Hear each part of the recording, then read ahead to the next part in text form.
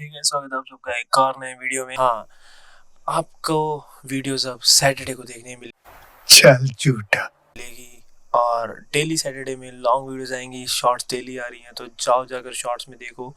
अगर मेरे initial reactions नहीं देखे हैं सिंघम अगेन के, और ये वीडियो एक रीकैप स्लैश रीवाइंड रहेगी क्विकली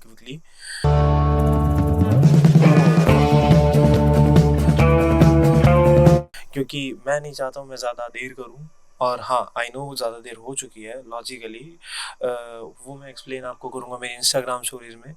तो हाँ, और हाँ, जिनको अगर लग रहा हो मैंने मूवी पायरेट करके देखी है तो मेरी इंस्टाग्राम स्टोरीज में जाओ, उस चीज़ को देखो, आपको मेरे टिकट्स मिल जाएंगी।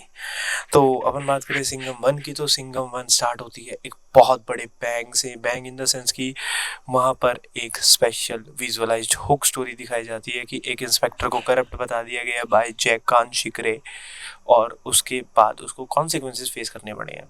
और इस मूवी में लव इंटरेस्ट होती हैं सिंघम की काजल मैम, जो क्या कहते हैं अपना बहुत ही अच्छे से रोल प्ले करती हैं, और उनकी बैक स्टोरी भी दिखाई जाती है, कनेक्टेड किया जाता है प्रॉपर मूवी को, ये बैक एंड फोर्थ। और सिंघम अगेन या फिर सिंघम रिटर्न, जिसका नाम होना चाहिए था, तो नाम उसका सिंघम रिटर्न कर दिया गया है। सिंघम रिटर्न 2014 में आती है, और उनका इंटरेस्ट बनती है अवनीत कौर ए करीना कपूर मैम। तो मैं इतना कहूँ कि जो उसमें विलन रहता है बाबा, करप्टेड बाबा, और जो पार्ट वन में जयकांत शिकरे रहते हैं, उन दोनों में बहुत बहुत डिफरेंस है, और बहुत ही एक अजीब कॉन्ट्रास्ट देखने को मिलता है मेरे को। क्योंकि हर बार जो स्टोरी दिखाई जाती है उसको दोनों विलन कैरेक्टर्स रहते हैं पार्ट वन एंड टू में, मेरे लिए उनके बीच में बहुत बहुत बड़ा डिफरेंस होता है। बहुत बड़ा डिफरेंस क्यों और किस लिए, वो मैं आपको बताता हूँ। उनमें डिफरेंस इसलिए कि जो विलन के ट्रेड्स रहते हैं उनको मिलता जुलता बना देते हैं ये लोग, और मिलता जुलता बनाने के बाद उसमें एक बाबा का ट्विस्ट छिड़क देते हैं। और मैं इतना बोलूं, जो पार्ट टू था, पार्ट टू की एंडिंग जो थी वो बहुत ही अच्छी थी। और सिंघम वन और टू में ये डिफरेंशिएशन आ जाती है कि सिंघम का लव इंटरेस्ट चेंज कर दिया जाता है बिना कोई एक्सप्लेनेशन दिए, और वो जो बिना कोई एक्सप्लेनेशन दिए लव इंटरेस्ट चेंज होता है, मेरे को वो बहुत ही अजीब लगता है। और एक और बात, मैं एक चीज़ ज़रूर बोलना चाहूँगा कि सिंघम वन की स्टोरी और उसका एक्शन अच्छे से लैंड करता है मेरे लिए तो। क्योंकि सिंघम वन का जो हाई पेस और जो उस टाइम पे देखने को मिलता है वो बहुत ही सटल तरह से रखा जाता है मूवी में, कि आपको डाइजेस्ट हो, ओवर भी ना लगे। जो अभी हाल फिलहाल में पार्ट फोर बहुत अच्छे से कर रहा है इस यूनिवर्स का।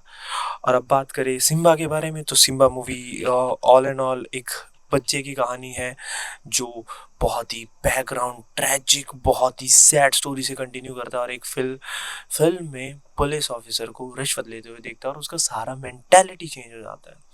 और उसमें दिखाया जाता है कि उसको एक पुलिस वाला बनना है बट करप्ट, और मूवी में कुछ कॉन्सिक्वेंसेज होते हैं जिसकी वजह से वो चेंज होता है by sudden death of loved one.